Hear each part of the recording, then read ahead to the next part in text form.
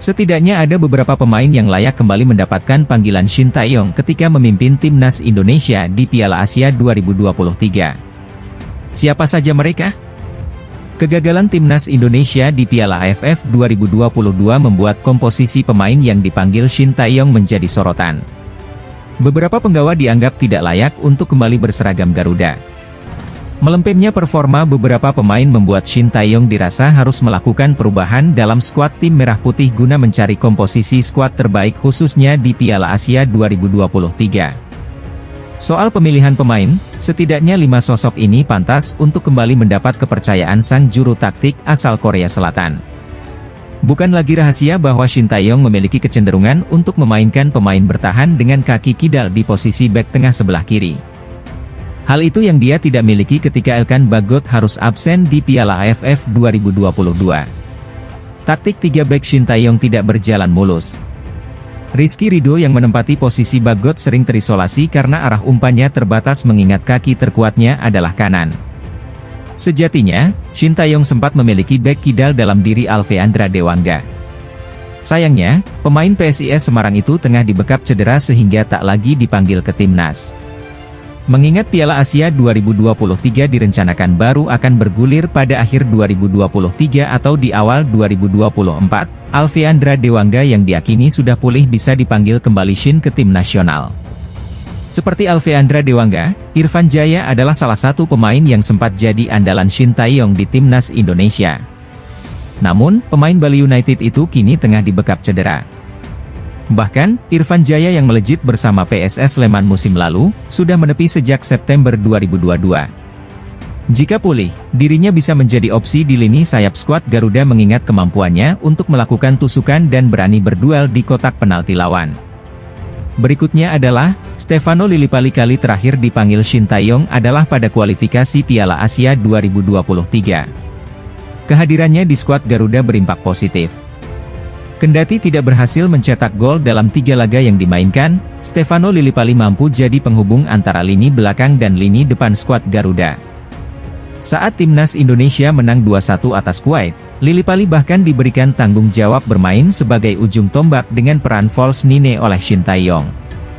Kehadiran Lillipali di skuad Garuda pada Piala Asia 2023 nanti diprediksi dapat menambah opsi penyerangan timnas Indonesia yang seperti diketahui masih bermasalah dengan finishing. Memang kita ketahui bahwa Haruna Sumitro yang merupakan anggota Exco PSSI, baru saja memberikan komentar menohok bernada sindiran kepada para pendukung pelatih timnas Indonesia saat ini Shin Tae-yong. Para pemuja ST, waktu dan tempat dipersilakan, ucap Haruna Sumitro saat ditemui di kantor PSSI, GBK Arena, Senayan Jakarta Pusat. Ternyata berita tersebut tidak 100% salah, ternyata Shin Tae-yong hanya kehilangan pekerjaan untuk melatih timnas Indonesia U23, dan digantikan oleh legenda Persib Bandung yakni Nova Arianto. Iwan Bule telah mengkonfirmasi bahwa Shin Tae-yong bakal dipersiapkan untuk fokus melatih timnas Indonesia U20 pada ajang Piala Dunia U20 yang akan diadakan pada 20 Mei, 11 Juni 2023. PSSI telah berdiskusi dengan Shin Tae-yong di Bali di tengah-tengah pemusatan latihan timnas senior terkait penentuan pelatih timnas Indonesia U23 di SEA Games 2023 dan diputuskan bakal diambil dari asistennya yakni Nova Arianto.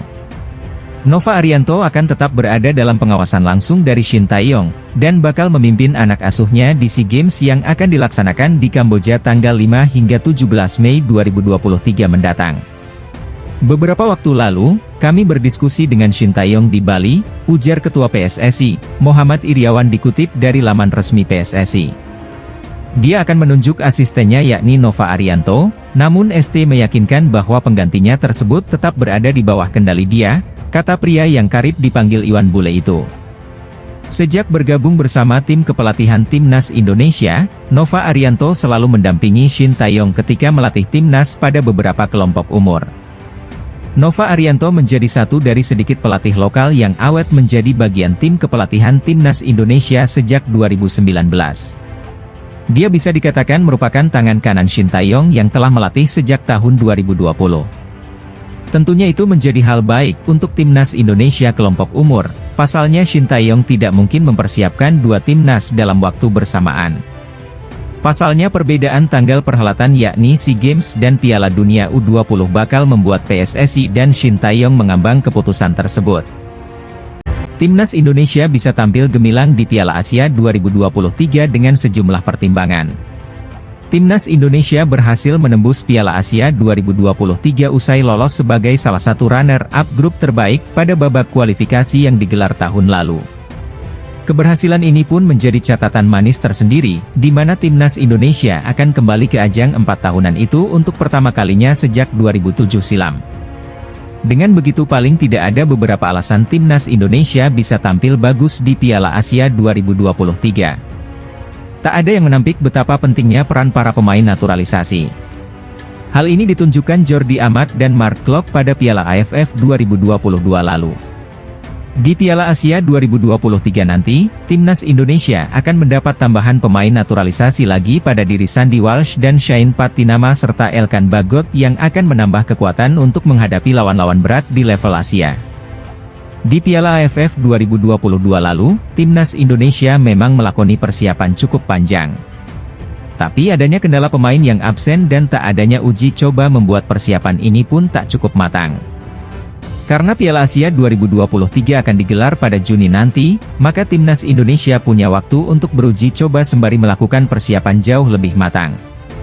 Di Piala AFF 2022 lalu, kompetisi domestik seperti Liga masih bergulir, sehingga pemain seperti Sandy Walsh dan Elkan Bagot tak bisa bergabung. Mengingat Piala Asia 2023 akan digelar di pertengahan tahun atau saat kompetisi usai, maka kedua pemain itu dan Shane Patinama yang hampir menjadi WNI bisa bergabung dan membela Timnas Indonesia.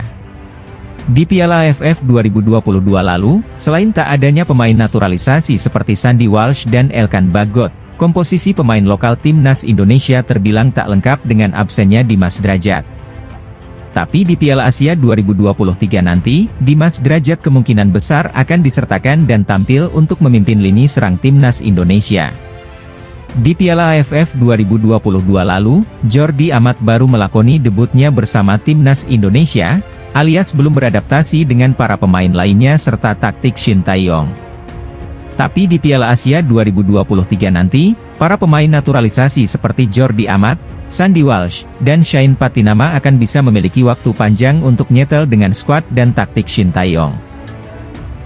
Pelatih Timnas Vietnam, Park Hang-seo mengatakan Timnas Indonesia sebagai tim yang paling berisik di Piala AFF 2022.